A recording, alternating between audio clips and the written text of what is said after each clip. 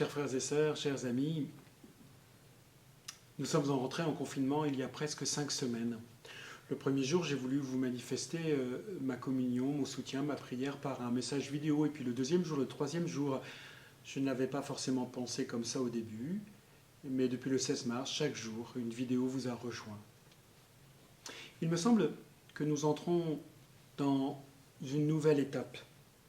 Après la surprise de l'entrée en confinement, le bouleversement personnel, social, ecclésial et spirituel, nous entrons dans le temps de la persévérance et de la fidélité. Nous voulons regarder vers demain. Une échéance nous est annoncée, nous ne savons pas exactement de quoi elle sera faite, et il y a l'avenir qui se dessine derrière, qui pour une part nous échappe aussi. L'espérance de Pâques nous rejoint à point nommé. Si nous ne savons pas trop de quoi sera fait cet avenir, nous savons que le ressuscité vient le vivre avec nous. Nous ne serons pas seuls pour affronter ces temps difficiles. La fête de Pentecôte se dessine à l'horizon.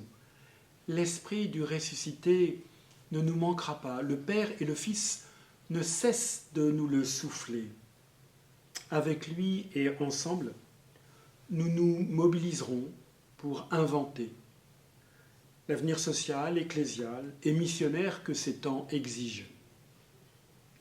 Alors que je vais arrêter mes vidéos quotidiennes, mais que le diocèse, vos paroisses, vos communautés, vos mouvements et même votre évêque, même si c'est autrement, continueront de vous soutenir et de faire vivre avec vous l'Évangile, je voudrais vous proposer 3 points d'attention pour vivre avec le Seigneur les jours de confinement qui sont devant nous. D'abord, et c'est mon premier point, ne perdons pas l'élan d'intériorité qui nous a saisis ces derniers temps, personnellement ou en famille. Continuons chaque jour de programmer un temps de prière. Allumons une bougie. Invoquons l'Esprit Saint, ouvrons la parole, laissons-la descendre en nous. Faisons silence, intercédons, louons le Seigneur, habitons la prière du Notre Père, invitons Marie à prier avec nous et pour nous. Offrons-nous avec Jésus au Père pour le monde.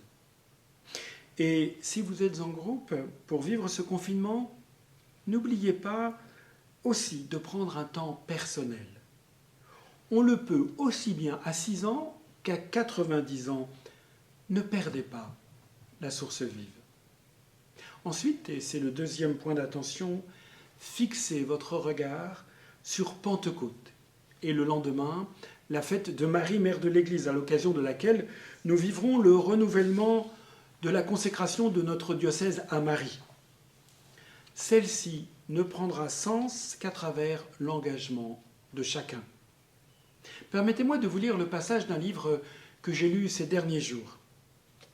Saint Paul nous dit, c'est dans la lettre aux Romains au chapitre 8, verset 28, Saint Paul nous dit « Quand les hommes aiment Dieu, il fait tout contribuer à leur bien ». Demandons cette grâce à Marie d'aimer le Seigneur toujours plus, ensemble, pour devenir ce peuple nouveau, ardent à faire le bien, en découvrant que Dieu veut notre bien. Il est temps d'évangéliser tous azimuts, en nous rendant présents à ce monde par la charité, en offrant nos vies par amour. Dans cette perspective de Pentecôte, je vous confie à nouveau la prière du pasteur Pentecôte. Je t'aime, Esprit Saint. Bonjour, Esprit Saint. Que tout se passe pour moi selon ton souffle. Que tout se passe pour moi aujourd'hui selon ta volonté. Je vous laisse aussi la prière de préparation au renouvellement de la consécration du diocèse à Marie. Vous les trouverez toutes les deux dans la prochaine newsletter. Nous pourrions, si vous le vouliez, les prier ensemble chaque jour. Enfin, et c'est le troisième point d'attention, parce que, selon ce que dit saint Paul dans la lettre aux Galates, le fruit de l'esprit est paix, joie, longanimité, charité, patience, maîtrise de soi.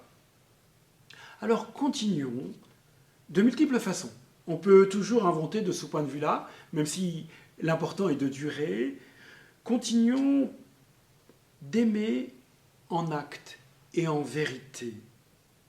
Chaque jour nouveau est un jour que Dieu nous donne pour que nous soyons vivants et que nous aimions. Nous continuons le chemin autrement, mais toujours ensemble. Alors à très vite, que le Seigneur de la paix vous bénisse.